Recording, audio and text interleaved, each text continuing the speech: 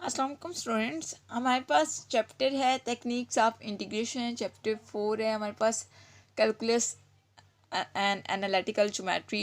SM. Yusuf की book का chapter 4 है। आज हम जो है एक्सरसाइज 4.2 करेंगे। जैसे कि आपको पता है कि ये GC main campus second semester का कोर्स है कैलकुलस 2। हम calculus 2 according to GC main campus course कर रहे हैं। तो आप सब ने क्या करना है, मेरे चैनल को सब्सक्राइब कर लेना है और वीडियो की सीक्वेंस के लिए आप प्लेलिस्ट पे जाएं। प्लेलिस्ट पे आपको लेक्चर सीक्वेंस से मिल जाएंगे। उसके अलावा आप क्या करें, वीडियो अच्छी लगती है तो वीडियो को लाइक करें और शेयर मस्ट करें ताकि ज़्यादा से ज़्यादा स्टूडेंट्स को कैलकुलस के लेक्चर्स मिल सकें, क्योंकि हम जीसी मेन कैंपस का कोर्स पढ़ रहे हैं। तो हम जब टेक्निक ऑफ इंटीग्रेशन में हमारे पास एक्सरसाइज क्या है 4.2 है। तो एक्सरसाइज 4.2 के आज हम जब फर्स्ट 10 क्वेश्चन देखेंगे, यानी कि 1 to 10 क्वेश्चन देखेंगे। तो इसी तरह से हम जब वो सारी एक्सरसाइज को कवर करेंगे बारी बारी। तो आज हम जब वो एक्सरसाइज 4.2 के फर्स्ट 10 क्वेश्चन करने लगे हैं तो हम मूव करते हैं क्वेश्चन की तरफ।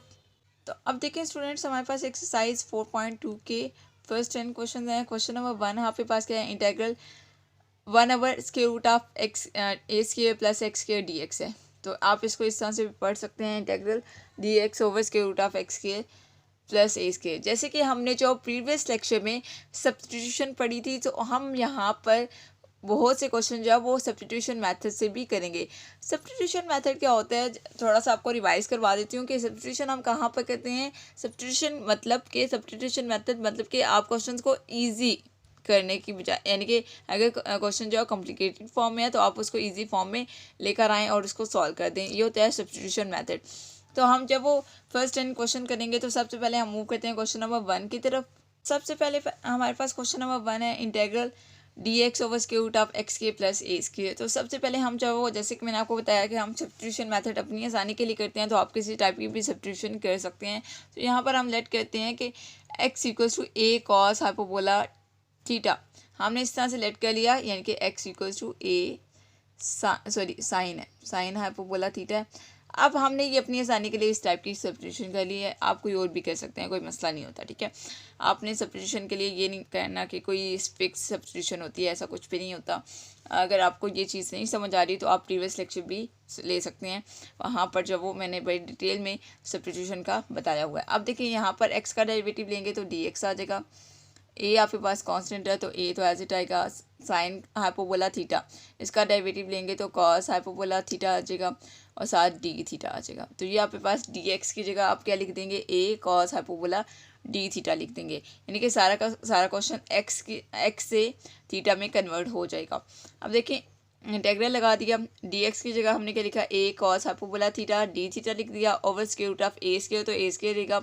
एक्स की जगह हम क्या लिखेंगे, ए square sine hyperbola square theta, क्योंकि यहाँ पर एक्स स्क्वायर था इसलिए। अब देखिए यहाँ पर आपके पास क्या होगा, यहाँ पर स्क्वायर रूट है तो ए जो है स्क्वायर रूट से बाहर आएगा, तो यानी कि ए स्क्वायर रूट से बाहर आएगा तो ए बचेगा, बाहर आ जाएगा तो ए रह जाएगा 1 plus sign hyperbola square theta. इसकी जगह क्या आएगा, ए कॉस हाइपोबोला थीटा आ जाएगा, क्योंकि यहाँ पर कॉस हाइपोबोला स्क्वायर थीटा आता है और स्क्वायर रूट कैंसिल हो जाएगा तो कॉस हाइपोबोला थीटा आ जाएगा, जो कि आपने यहाँ पे लिख दिया। अब देखें ए से cancel, cos hyperbola theta cos hyperbola theta से कैंसिल, पीछे आपके पास कुछ भी नहीं बचा तो 1 बचा है। 1 का इंटेग्रल क्या होता है, with respect to theta, d theta कर रहे हैं तो थीटा आ जाएगा। अब थीटा किसके इक्वल है, आप यहाँ से थीटा निकालेंगे, थीटा इक्वल आएगा किसके, देखें x/a आ जाएगा। x/a तो आएगा, लेकिन साथ आपके पास क्या आएगा, साइन हाइपोबोला इन्वर्स आ जाएगा। तो आप इस तरह से इसको लिखेंगे, theta = sine hyperbola inverse of x/a, ठीक है। ये आप लिखेंगे तो यहाँ पर आपने लिखा इस तरह से, और ये आपके पास सारा का सारा क्वेश्चन वापस x में कन्वर्ट हो चुका है। आप सब्स्टिट्यूशन मेथड में आपने एक चीज़ याद रखनी है, क्वेश्चन x में हमें गिवन था तो हमने आंसर भी x में लाना था, हमने सब्स्टिट्यूशन किया थीटा में। अब थीटा में हमारे पास आंसर आया, अब थीटा से हमने अगेन एक्स में जाना है, जो कि हमने सब्स्टिट्यूशन की होगी उसके अकॉर्डिंग हम अगेन एक्स में चले गए हैं और हमारे पास आंसर आ गया है। अब नेक्स्ट हम जो क्वेश्चन नंबर 2 की तरफ मूव करते हैं। नेक्स्ट हमारे पास क्वेश्चन नंबर 2 है, सेम क्वेश्चन है जैसे क्वेश्चन नंबर 1 था, उसी तरह से जस्ट यहाँ पर क्या है, इंटेग्रल dx/√ऑफ के माइनस ए स्क्वायर है, यहाँ पर माइनस साइन है जस्ट। तो यहाँ पर हम लेट कहते हैं कि x = a cos hyperbola theta, ठीक है। वहाँ पर हमने साइन किया था, यहाँ पर हमने कॉस कर लिया, ठीक है। और जब आप इसका डेरिवेटिव लेंगे तो डी एक्स इक्वल आ जाएगा, ए तो कांस्टेंट है तो एज इट रहेगा, कॉस हाइपरबोला थीटा का डेरिवेटिव लेंगे तो साइन हाइपरबोला थीटा आ जाएगा और साथ डी थीटा आ जाएगा, ठीक हो क्या। अब हम जब वो सारी की सारी सब्स्टिट्यूशन कर लेते हैं, यानी कि एक्स की जगह सारी की सारी टर्म्स थीटा वाली कन्वर्ट हो जाएंगी, तो इंटेग्रल लगा दिया, डी एक्स की जगह हमने a sine theta d theta लिख दिया over square root of a square, यानी कि एक्स की जगह हमने क्या पुट किया, ए कॉस हाइपरबोला थीटा है, एक्स स्क्वायर था तो a square cos hyperbola square theta आ गया माइनस ए स्क्वायर आ गया।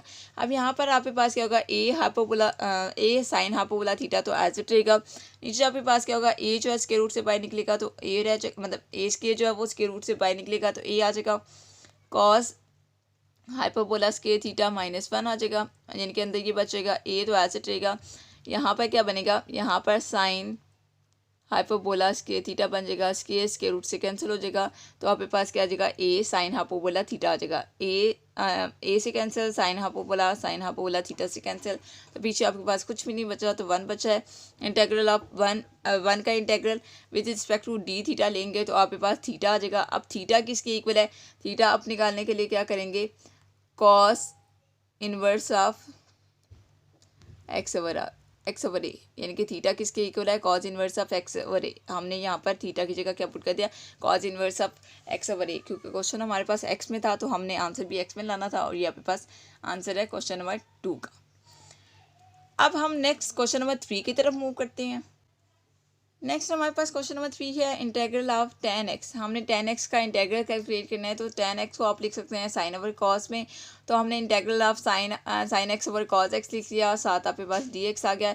यहाँ पर हम क्या करते हैं कि माइनस साइन हमने अपनी मर्जी से क्यों लगाया, यहाँ पर माइनस साइन 2 बार माइनस साइन लगाएंगे तो माइनस माइनस प्लस हो जाता है, यानी कि कोई डिफरेंस नहीं पड़ता, तो हम माइनस साइन 2 लगा सकते हैं। तो यहाँ पर हमने इस टाइप की फॉर्म क्यों लिखी है, क्योंकि हमारे पास कॉस एक्स का डेरिवेटिव क्या है, माइनस साइन एक्स है।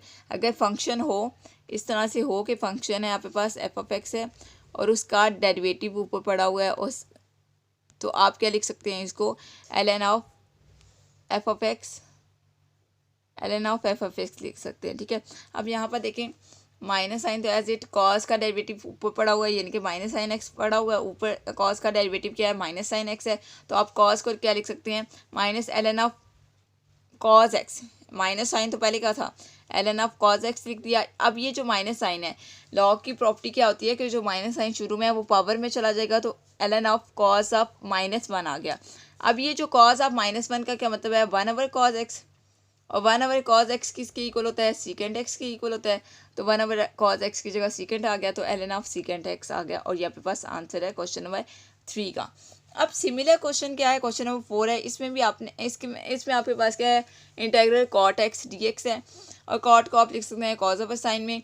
आप यहाँ पर आपने कोई माइनस साइन नहीं करना, क्योंकि आपके पास इंटेग्रल है और साइन एक्स का डेरिवेटिव क्या होता है, कॉस एक्स होता है, तो साइन एक्स का डेरिवेटिव ऊपर पड़ा हुआ है, तो आप इसको लिख सकते हैं L N of sine X लिख सकते हैं, और ये आपके पास आंसर है क्वेश्चन नंबर 4 का। नेक्स्ट हम क्वेश्चन नंबर 5 की तरफ मूव करते हैं।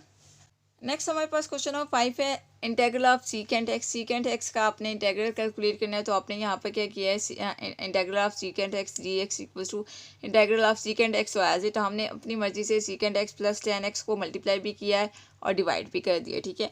तो अब जब हम ऊपर टर्म में आपके पास क्या है, सीकेंट एक्स जो है वो मल्टीप्लाई होगा किसके साथ, secant X plus tan x के साथ, तो आपके पास क्या आ जाएगा, सीकेंट स्क्वायर एक्स आ जाएगा plus secant X tan x आ जाएगा over secant X plus tan x as it, साथ आपके पास dx आ गया।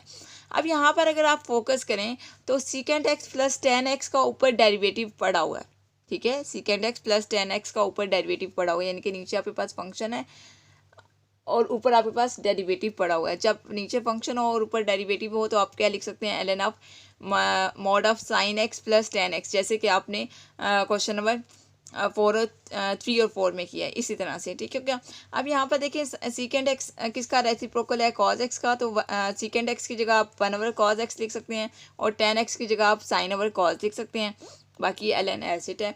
यहाँ पर आपने सिंपल एलसीएम लिया तो एलसीएम में कॉज एक्स आ जाएगा, तो L N of 1 plus sine x over cos x आ गया। अब यहाँ पर आपने क्या किया, यहाँ पर आप जो वो हाफ एंगल आइडेंटिटीज़ यूज़ करेंगे जो कि आपने फर्स्ट ईयर की बुक में पढ़ी हैं। हाफ एंगल आइडेंटिटीज़ क्या हैं कि 1 + sin x किसके इक्वल होगा, 1 + sin x किसके इक्वल होगा। यहाँ पर देखें तो आपके पास क्या है, cos of x/2 + sin of x/2 whole square over cos x किसके इक्वल होगा। तो यहाँ पर आपके पास हाफ एंगल आइडेंटिटीज लगी हैं जो कि आपने फर्स्ट ईयर की बुक में पढ़ी हैं। तो आपके पास ये टर्म आ जाएंगे, यहाँ से आप इस टर्म को और इस टर्म को ओपन करेंगे। अब देखिए यहाँ पर तो एज इट रहेगा, नीचे वाली टर्म मैं आपको ओपन करके बता देती हूँ कि क्या आएगा, cos of x/2 + sin of x/2 आ जाएगा। एक बार ये जो टर्म है cos ऑफ x/2 एक बार प्लस में आएगी और एक बार माइनस में आएगी, माइनस वाली भी आपने लिख लेनी है। अब प्लस वाली जो प्लस वाली ऊपर यानी कि cos of x/2 + sin of x/2 का होल स्क्वायर है, तो एक टर्म से कैंसिल हो जाएगी। पीछे आपके पास क्या बचेगा, cos of x/2 + sin of x/2 बचेगा और नीचे आपके पास cos of x/2 - sin of x/2 बचेगा। यहाँ से आप cos ऑफ x/2 दोनों टर्म से कॉमन ले लेंगे, यानी कि न्यूमिनेटर से भी और डिनोमिनेटर से भी, ठीक है। जब आप कॉमन लेंगे तो cos ऑफ x/2 और cos ऑफ x/2 आपस में कैंसिल आउट हो जाएंगे। यहाँ पर क्या बचेगा, 1 बचेगा और इधर क्या बनेगा, sin ऑफ x/2 और cos ऑफ x/2 बन जाएगा। तो sin ओवर cos क्या होता है, tan होता है और नीचे भी sin ओवर cos क्या होता है, tan होता है। और ये आपके पास आंसर है क्वेश्चन नंबर 5 का। नेक्स्ट हमारे पास क्वेश्चन नंबर 6 है, इंटेग्रल कोसिकेंट x dx। हमने कोसिकेंट x dx का इंटेग्रल कैलकुलेट करना है।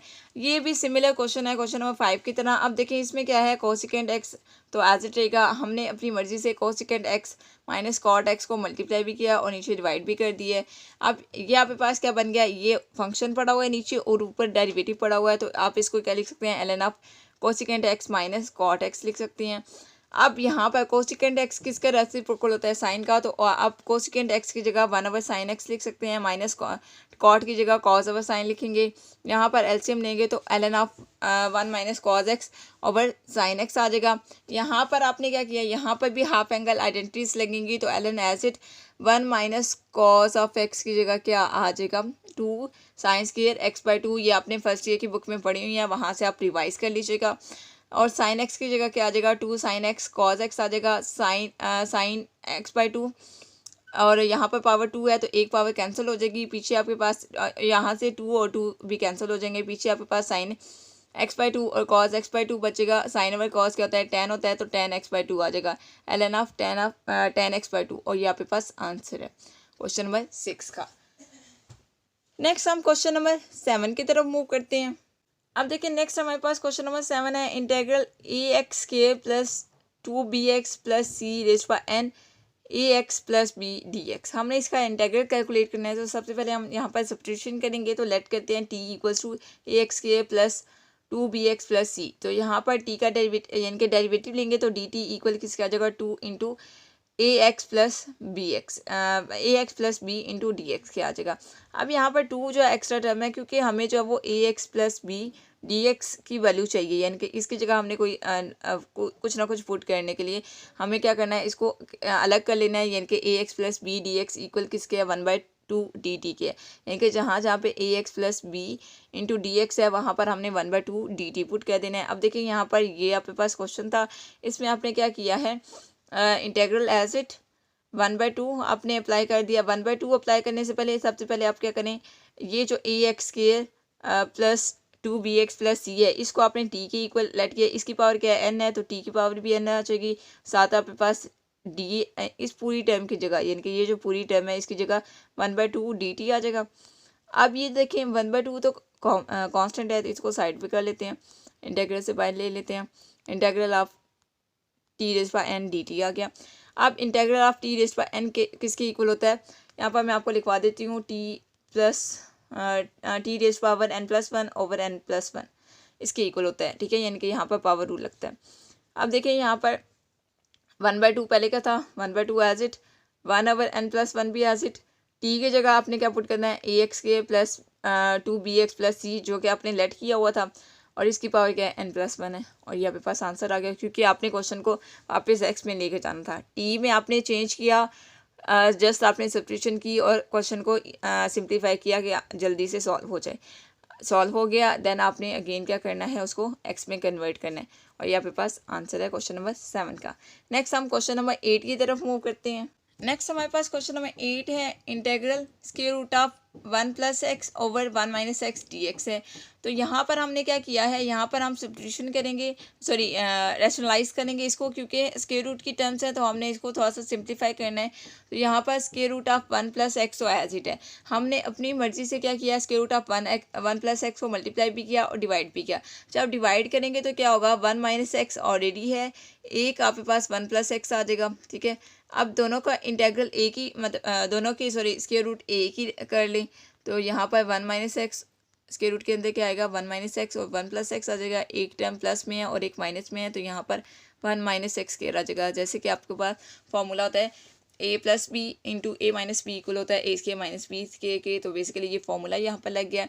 और ऊपर आपके पास जो टर्म्स हैं, square root of 1 plus x square, दो स्क्वायर रूट हैं, दोनों यहाँ पर पावर 2 ले लेंगे, स्क्वायर रूट कैंसिल हो जाएगा तो 1 प्लस एक्स आ जाएगा और यहाँ पे पास ये टर्म बन गई। अब यहाँ पर 1 के साथ आप square root of 1 minus X को एक्स स्क्वायर को सपरेट कर दें और एक्स के साथ यहाँ पर सपरेट कर दें और ये आपके पास यहाँ पर फॉर्मूला बन गया। आप इंटीग्रेशन के फॉर्मूलाज में देख सकते हैं ये इक्वल किसके है, साइन इनवर्स ऑफ एक्स की है। यहाँ पर हम क्या करेंगे, हम फंक्शन लिखेंगे और उसका डेरिवेटिव बनाने की कोशिश करें। तो इसका डेरिवेटिव -2x आता है, ये जो अंदर वाली टर्म है 1 माइनस एक्स के, इसका डेरिवेटिव क्या आता है, -2x आता है। तो हम -1/2 लिखते हैं, यहाँ पर इंटेग्रल -2x लिखते हैं और over square root of 1 minus x square है और dx है। अब यहाँ पर पावर रूल लग जाएगा, -1/2 एज इट आ जाएगी और हम इसको ये जो square root of 1 minus X कह रहा है इसको ऊपर लेके जाएंगे तो -1/2 हो जाएगा और साथ -2x आ गया, dx आ गया। ठीक है, अब यहाँ पे पावर रूल नेक्स्ट स्टेप में लगाएंगे। सबसे पहले तो हम sine inverse of X as it लिखेंगे, -1/2 भी एज इट लिखेंगे। यहाँ पर पावर रूल लगेगा तो 1 माइनस एक्स रेज़ पावर 1/2 आ जाएगा, ओवर 1/2 आ जाएगा। अब यहाँ पे ये 1/2 और ये 1/2 कैंसिल आउट हो जाएंगे तो sine inverse of x minus square root of 1 minus x square आ जाएगा और ये आपके पास आंसर है क्वेश्चन नंबर 8 का। आई होप स्टूडेंट्स कि आपको क्वेश्चन 1 to 8 समझ आ गए होंगे। कोई भी चीज़ समझ नहीं आती तो आप मुझसे पूछ सकते हैं और मेरे चैनल को लाइक करें, सब्सक्राइब मस्ट करें और वीडियोज़ की सीक्वेंस के लिए आप प्लेलिस्ट पर जाएंगे और शेयर ज़्यादा से ज़्यादा करें, क्योंकि हम GC main campus second semester का कोर्स पढ़ रहे हैं कैलकुलस 2 का। नेक्स्ट हम क्वेश्चन नंबर 9 की तरफ मूव करते हैं। नेक्स्ट हमारे पास क्वेश्चन नंबर 9 है, integral dx over a plus square root of bx plus c और यहाँ पे a क्या है, >0 है। अब इस क्वेश्चन में हमने क्या करना है, सब्स्टिट्यूशन मेथड करना है। तो bx प्लस c की जगह हम लेट कर लेते हैं जी स्क्वायर, यानी कि bx प्लस c इक्वल किसके है, जी स्क्वायर के है। यहाँ पर हम जो डेरिवेटिव लेंगे तो b dx इक्वल किसके आएगा, 2g प्लस dc के। यहाँ पर हमें dx चाहिए तो dx अलग कर लेंगे तो 2/g ओवर b dz आ जाएगा, यानी कि जहाँ जहाँ पे dx है वहाँ पर हमने क्या पुट करना है, 2g ओवर b dz। ठीक हो गया। अब सब्स्टिट्यूशन में हमने क्या किया है, देखें आपके पास 2/b तो कांस्टेंट है तो इसको पहले ये अलग कर लें, इंटेग्रल लगाएं, g dz लिख लें ओवर a लिखें प्लस स्क्वायर रूट ऑफ जी के लिखेंगे तो स्क्वायर रूट ऑफ जी के लिखेंगे यहाँ पर बेसिकली। तो जी के और इसके रूट कैंसिल हो जाएगा तो यहाँ पर जी आ जाएगा। ठीक हो गया। अब यहाँ पर देखें आप कि आप यहाँ पर क्या करेंगे, यहाँ पर आप इस तरह से करें कि अपनी मर्ज़ी से 1 को ऐड कर दें, या आप इस तरह से करें कि यहाँ पर जो है वो बाय लॉन्ग डिवीजन कर लें। तो आपके पास क्या आ जाएगा, 1 minus a over a plus g आ जाएगा और साथ आपके पास dz आ जाएगा। अब यहाँ पे 1 का इंटेग्रल तो जी आ गया, माइनस a भी ऐसे आएगा और 1 ओवर a प्लस जी का इंटेग्रल क्या आएगा, ln ऑफ a प्लस जी। और यहाँ पर सारा का सारा क्वेश्चन आपने, अब ये आपके पास इंटेग्रल सॉल्व हो चुका है, आपने जस्ट इंटेग्रल सॉल्व करना है। उसके बाद आपने अगेन जो है वो एक्स की फॉर्म में सारा का सारा क्वेश्चन कन्वर्ट कर लेना है। सारा का सारा आंसर हमारे पास जी में आया, जी से हम एक्स में मूव करेंगे तो 2/b square root of b x plus c minus a ln of a plus square root of b x plus c आ गया। ये आपके पास आंसर है क्वेश्चन नंबर 9 का। नेक्स्ट हम आज के लेक्चर का लास्ट क्वेश्चन देखते हैं, क्वेश्चन नंबर 10। देखिए हमारे पास क्वेश्चन नंबर 10 है, integral dx over 1 plus x के into tan inverse of x. यहाँ पर हम क्या करेंगे, सबसे पहले हम इनके जो इंटेग्रल मल्टीप्लाई कर सेपरेट कर देते, मल्टीप्लाई मतलब इन दोनों टर्म्स को अलग कर लेते हैं। इंटेग्रल 1/tan−1 डॉट 1/1 + x के dx आ गया। यहाँ पर हम जब वो सब्स्टिट्यूशन करते हैं कि tan−1 को हम t के इक्वल लेट करते हैं और इसका डेरिवेटिव लेंगे तो 1/1 + x के dx इक्वल आ जाएगा dt के।